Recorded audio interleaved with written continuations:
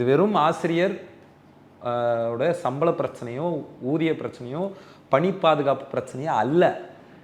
தூய்மை பணியாளர் போராட்டமோ பணி பிரச்சனையோ பணி பாதுகாப்போ ஊதிய பிரச்சனையோ அல்ல.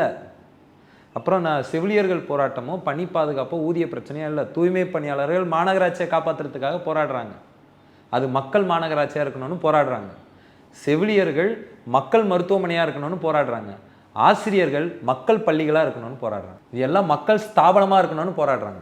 மக்கள் நிறுவனங்களாக இருக்கணும். மாநகராட்சி மக்களுக்கான நிறுவனம் மாநகராட்சியாக இருக்கணும்.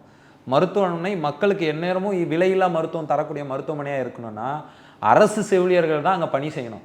கான்ட்ராக்ட் செவிலியர்களை நம்ம அனுமதிச்சோன்னா நாளைக்கு மருத்துவமனையும் மொத்தமாக கான்ட்ராக்டாக மாறும். பள்ளிக்கூடங்களில் நீங்கள் தற்காலிக ஆசிரியர் இருக்கிற வரை அந்த பள்ளிக்கூடம் என்னைக்கோ எப்பயாவது ஒரு நாள் அது பணத்துக்கு கல்வியை விற்க தான் செய்யும். அதனால தான் சொல்கிறோம், இந்த கல்விக் கொள்கை என்பது வெறும் மொழி திணிப்பு மட்டும் இல்லை, ஏமாத்துது. டிஎம்கே வெறும் மொழி திணிப்பு மட்டும்தானே அந்த கல்விக் கொள்கைன்னு ஏமாத்துது. இருக்குது தான், நான் இல்லைன்னு மறுக்கலை. பட் அதை தாண்டி அது கல்வியை கடைசரக்காக்குது, கமாடிஃபை பண்ணுது, எஜுகேஷனை கமாடிஃபை பண்ணுது. அதுதானே மிகப்பெரிய பிரச்சனை. அது கல்வியை பற்றியே பேசலை.